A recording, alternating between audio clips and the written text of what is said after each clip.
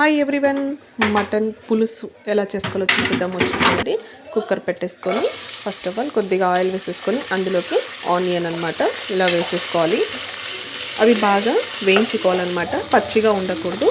అందులోకి జస్ట్ ఒక 2 green chilli cut చేసేసుకోవాలి. అందులోకి కొద్దిగా టమోటా కూడా వేసుకొని బాగా మగ్గించుకోవాలి. అవి మగ్గిపోయిన తర్వాత మటన్ వేసేసుకొని కొద్దిగా పసుపు, దాంట్లోకి కొద్దిగా గరం మసాలా అంటే చెక్క లవంగాల పౌడర్ నేను రెడీ చేసుకున్నాను అది ఇంట్లో.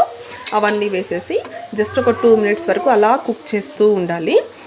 దాంట్లోకి కావాల్సినంత ధనియాల పొడి, దాంట్లోకి కొద్దిగా కారపొడి మరియు కొత్తిమీర మరియు పుదీనా ఇవన్నీ వేసేసి బాగా మనము వేయించుకోవాలన్నమాట.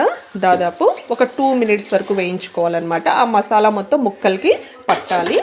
అప్పుడు కొద్దిగా మనకి ఎంత క్వాంటిటీలో వాటర్ కావాలి అనేది చూసుకొని కొద్దిగా వాటర్ కూడా వేసేసుకొని కలపాలి.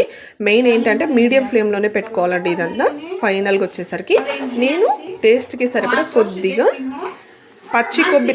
పచ్చి కొబ్బరిని తురుములాగా చేసుకొని పేస్ట్ చేసుకొని కొద్దిగా వేసుకున్నాను అనమాట. ఇక్కడ చూడండి, జస్ట్ ఒక 2 విజిల్స్ పెడితే ఇలా నాకు వాటర్ ఉంది. ఇంకొక విజిల్ పెట్టుకున్నాను అనమాట. రెడీ అయిపోయింది గుమగుమలాడే మటన్ కర్రీ. అంతేనండి, చాలా సింపుల్. మటన్ పులుసు సంగట్లోకైనా రైస్లోకైనా చపాతీ అయినా చాలా బాగుంటుంది. మీరు కూడా ట్రై చేయండి. Please like and share and subscribe to my channel. Thank you.